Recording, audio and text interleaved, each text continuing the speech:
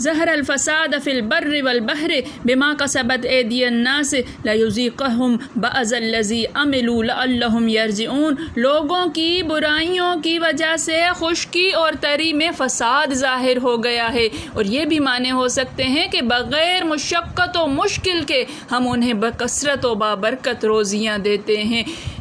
ابن ابی حاتم نے اس جگہ ایک اثر وارد کیا ہے کہ حضور صلی اللہ علیہ وآلہ وسلم نے فرمایا قریب ہے کہ علم اٹھا لیا جائے۔ یہ سن کر حضرت زیاد بن لبید نے عرض کیا کہ یا رسول اللہ صلی اللہ علیہ وآلہ وسلم یہ کیسے ہو سکتا ہے کہ علم اٹھ جائے؟ ہم نے قرآن سیکھا، اپنی اولادوں کو سکھایا۔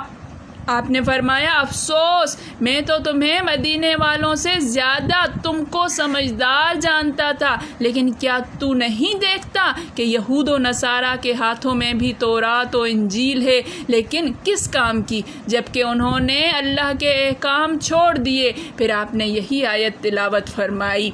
یہ حدیث مسند میں بھی ہے کہ حضور صلی اللہ علیہ وآلہ وسلم نے کسی چیز کا بیان فرمایا کہ یہ بات علم کے جاتے رہنے کے وقت ہوگی۔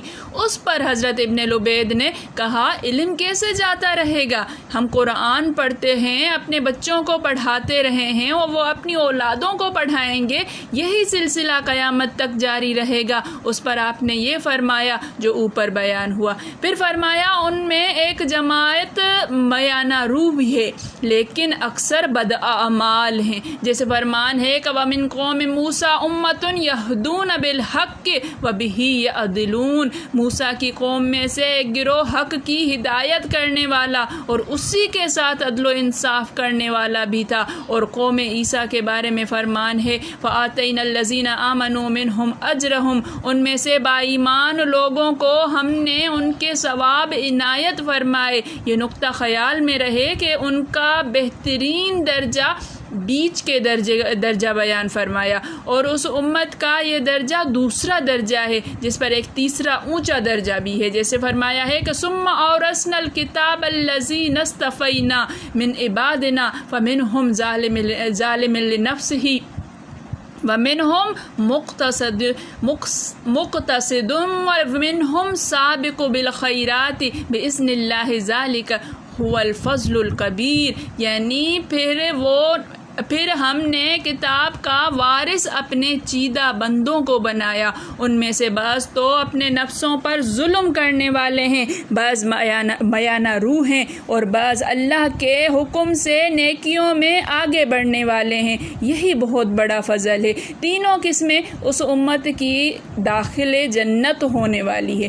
ابن مردوے میں ہے کہ صحابہ کے سامنے حضور صلی اللہ علیہ وآلہ وسلم نے فرمایا موسیٰ کی امت کے 71 گروہ ہو گئے، جن میں سے ایک تو جنتی ہے، باقی 70 دوزخی۔ میری یہ امت دونوں سے بڑھ جائے گی، ان کا بھی ایک گروہ تو جنت میں جائے گا، باقی 72 گروہ جہنم میں جائیں گے۔ لوگوں نے پوچھا وہ کون ہے؟ فرمایا جماعتیں۔ یعقوب بن یزید فرماتے ہیں، کہتے ہیں جب حضرت علی بن ابو طالب یہ حدیث بیان کرتے تو قرآن کی آیت وَلَوْ أَنَّ أَهْلَ الْكِتَابِ آمَنُوا وَاتَّقَوْا لَكَفَّرْنَا عَنْهُمْ سَيِّئَاتِهِمْ وَلَأَدْخَلْنَاهُمْ جَنَّاتِ النَّعِيمِ، اور ممن خلقنا أُمَّةً يَهْدُونَ بِالْحَقِّ وَبِهِ يَعْدِلُونَ بھی بڑھتے، اور فرماتے ہیں اس سے مراد امت محمد صلی اللہ علیہ وسلم ہے۔ لیکن یہ حدیث ان لفظوں اور اس سند سے بے حد غریب ہے، اور 70 سے اوپر فرقوں کی حدیث بہت سے سندوں سے مروی ہے، جسے ہم نے اور جگہ بیان کر دیا ہے۔